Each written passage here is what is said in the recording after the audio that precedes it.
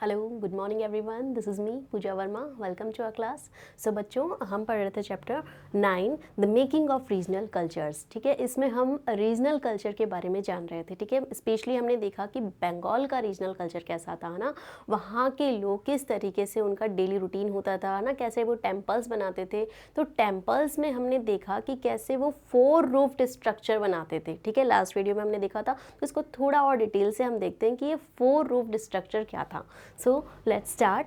4 roofed structure. देखो, पहले जो लोग थे उनके पास इतना इनकम सोर्स नहीं था ना, तो वो क्या करते थे कि झोपड़ी टाइप से इस तरीके से मंदिर बना रहे थे। फिर धीरे धीरे क्या हुआ, यहाँ पर ट्रेडिंग कंपनीज आई है ना, तो उनके थ्रू उनका इनकम सोर्स हुआ। ठीक है, और फिर वो काफ़ी अच्छे मंदिर बनाने लगे। ठीक है, तो उससे पहले 4 रूफ्ड स्ट्रक्चर क्या है वो देखिए। 4 triangular roofs placed on the 4 walls moved up to converge on a curved line और अ पॉइंट। इसको देखो, आप ऐसे समझ में नहीं आएगा, इसको इससे पिक्चर से हम देखते हैं ना, आपकी बुक में दी हुई है पिक्चर, देखिए इसके अंदर ये इस तरीके से आपको दिख रही है कर्व लाइन।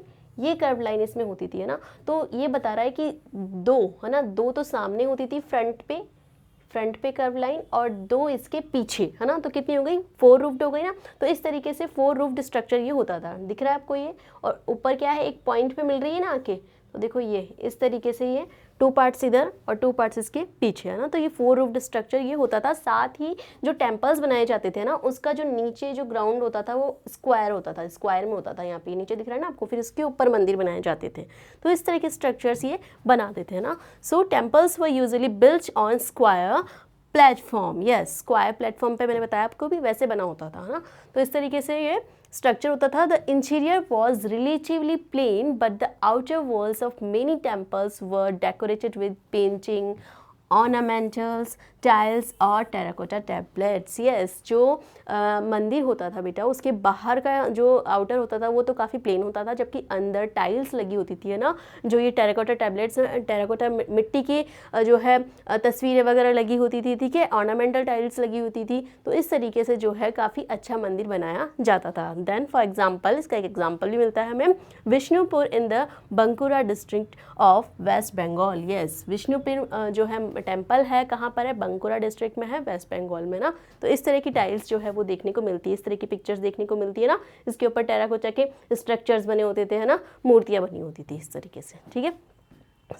अब देखो, ये तो बात हो गई किसकी, टेम्पल्स की। अब वहाँ के फूड की हम बात करते हैं। अब बंगाली फूड का अगर नाम आए तो स्पेशली राइस आपके माइंड में आता है ना, और फिशेस। ठीक है, फ़िश जो है वो आप देख सकते हो कि वहाँ का एक तरीके से डेली रूटीन का पार्ट था। मतलब आप देख लो कि गरीब से गरीब या फिर अमीर से अमीर, सबका जो है अगर फूड की बात करें तो फ़िश उनके डेली रूटीन में शामिल होता है ना। सो ट्रेडिशनल फूड हैबिट्स, जैसे हम अगर बात करते हैं हमारे राजस्थान की, तो दाल बाटी चूरमा हमारे माइंड में आता है, तो अगर बंगाल की बात करें तो फ़िश अपने आप माइंड में आ जाना चाहिए ना।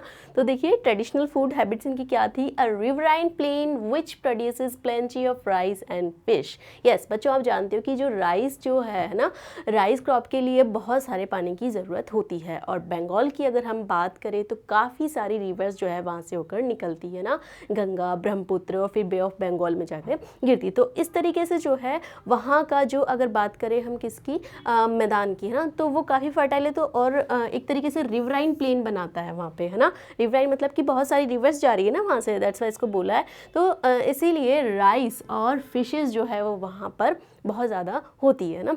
ठीक है, fishing has always been an important occupation and Bengali literature contains several reference to fish. Yes, तो फिशिंग जो है एक तरीके से उनका मेन सोर्स हो गया। जो चीज़ें ज़्यादा अवेलेबल होगी, लोग उसी को तो इनकम सोर्स बनाएंगे ना अपना। ठीक है, तो फिशिंग करना ना, मछली पकड़ना, मछली बेचना, ये सब उनका मेन ऑक्यूपेशन हो गया। ठीक है, तो इसीलिए बंगाली लिटरेचर का ये क्या है, पार्ट है ना, वहाँ पे लोगों का एक तरीके से डेली रूटीन का पार्ट है ये। ठीक है, सो terracotta plaques on the walls of temples and viharas, Buddhist monasteries depict scenes of fish being dressed and taken to the market in basket. Yes, Brahmins were not allowed to eat non-vegetarian food. देखो, अगर इतना बड़ा example देखने को मिलता है कि वहाँ के जो टेम्पल्स हैं, उनकी जो वॉल्स है उसके ऊपर टेराकोटा मिट्टी से इस तरीके से स्ट्रक्चर बना होता है ना। ये बास्केट से जो है मछली निकालते हुए, फिश निकालते हुए जो है लेडी दिख रही है इसके अंदर है ना, तो टेम्पल पर बनी हुई है ये पेंटिंग, तो इससे आप साफ पता लगा सकते हो कि कितनी इंपॉर्टेंट है उनके लिए फिशेज़, है ना। तो और साथ ही जो है जैसे ब्राह्मण्स जो है वो अलाउड नहीं है नॉन वेजिटेरियन के लिए, बट बंगाल के जो ब्राह्मण्स हैं उनको एक आगे बताऊंगी मैं आपको, एक पर्टिकुलर जो है बुक है या फिर पर्टिकुलर एक ग्रंथ है जिसके थ्रू उनको अलाउ किया गया है कि आप सर्टेन टाइप फिश आप खा सकते हो ना, किसी एक प्रकार की जो है कुछ फिशेस जो है वो खाना उनको अलाउ है बंगाल के ब्राह्मण्स को, ठीक है।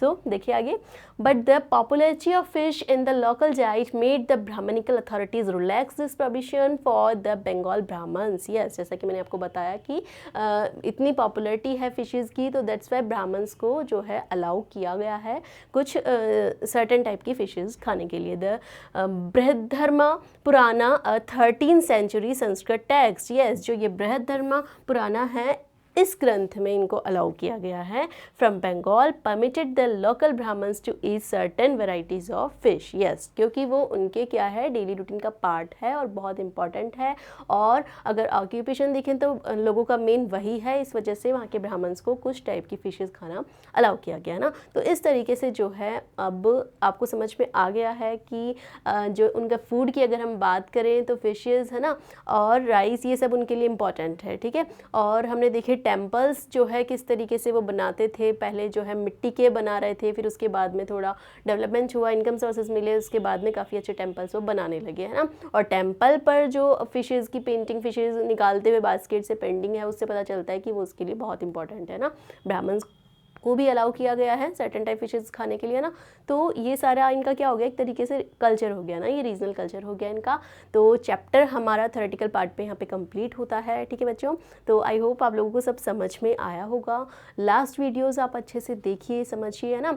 जितने भी मैंने आपको रीजनल कल्चर जहाँ जहाँ के बताए हैं वो अच्छे से आप पढ़िए। नेक्स्ट जो वीडियो होगा वो क्वेश्चन आंसर्स का होगा। आई होप आप लोग खुद कर पाएंगे क्वेश्चन आंसर्स, बट हेल्प के लिए आप नेक्स्ट वीडियो देख सकते हैं क्वेश्चन आंसर्स के लिए। So thank you so much.